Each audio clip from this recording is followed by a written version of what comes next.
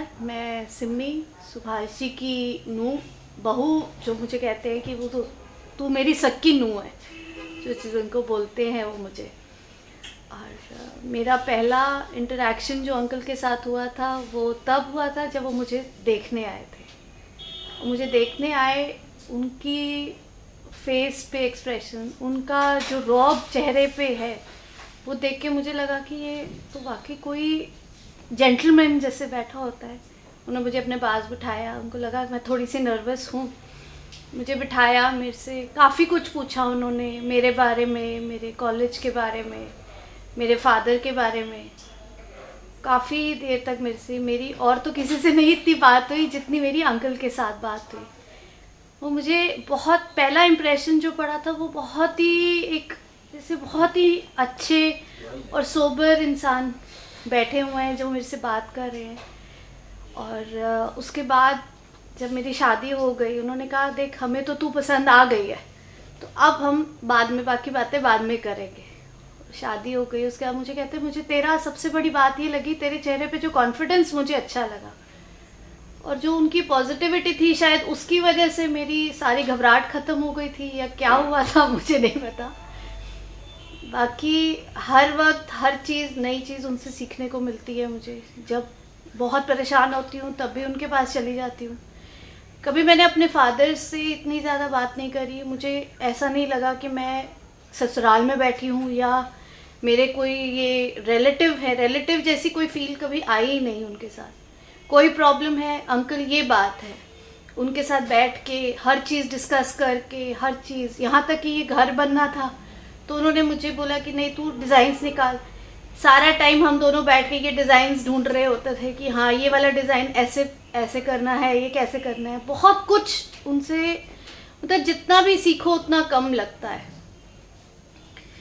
और ऐसा कोई वाकया जो कि मुझे ऐसा लगे कि हाँ, तो वो कुछ, मतलब रोज़ एक नया एक्सपीरियंस है, डेली एक ऐसा है कि कुछ तुम उनसे, you are learning something from that person. मेरे को, मतलब मुझे कभी अपने फादर को, जैसे मेरे को कोई बात करनी है, मैं किसी से नहीं कर सकती। मेरे को बचपन से आदत थी कि मैं अपने फादर से हर बात कर लेती थी।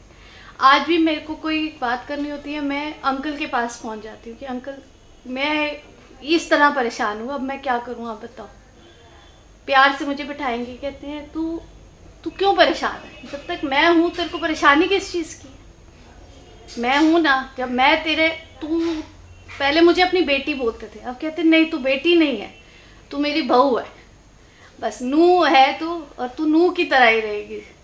और इतना प्यार मुझे उनसे मिला है जिसकी कोई सीमा ही नहीं है, जिसकी कोई, मतलब मैं वर्ड्स में एक्सप्रेस कर ही नहीं सकती कि मैं उनके बारे में कुछ बोलूँ। या बहुत, जैसे वो कहते हैं ना कि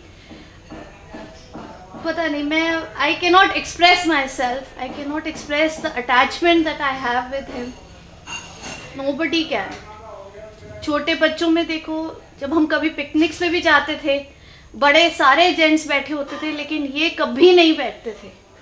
चलो आज डॉग इन द बॉन खेल रहे हैं, इंडिया गेट हम पता नहीं कितनी बार जा चुके हैं, सबको पता है। हर संडे को प्रोग्राम बन गया जी इंडिया गेट जाना है, तो रात को इंडिया गेट जा रहे हैं। वहाँ पे ये इतना खिलाते थे, चलो बच्चे चलो अब डॉग इन द बोन खेलो, अब ये चेन खेलनी है, अब हमने कुछ ना कुछ बच्चों के साथ इन्होंने लगे रहना है।